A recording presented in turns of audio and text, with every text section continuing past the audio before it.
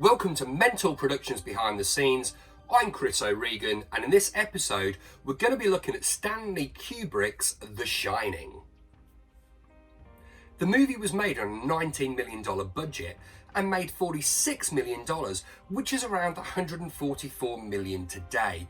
That's definitely got to be considered a big win. That's a good profit there. Jack Nicholson was always Stanley Kubrick's original choice for the role. However, Robert De Niro, Robin Williams, and Harrison Ford were all considered for the role.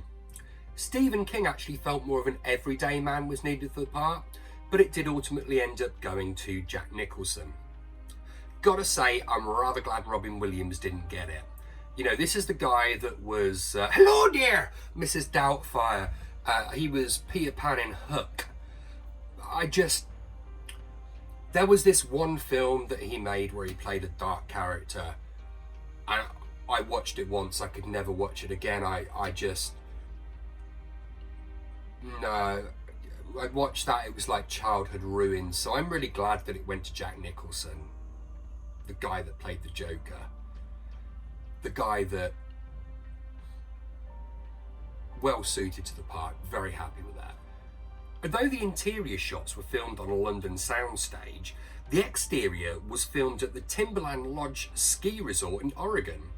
The lodge had requested that they don't use the room number 217 as it is in the book. The reason for this is because they were concerned that people wouldn't want to stay in that room. So the script was changed to use 237 instead, which didn't exist in the hotel.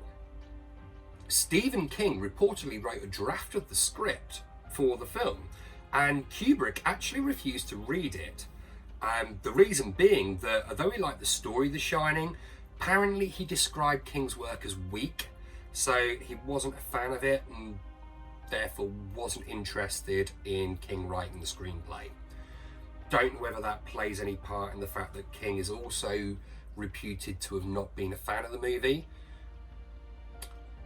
We won't go into the mini-series that was filmed years later because I'm not a fan of that.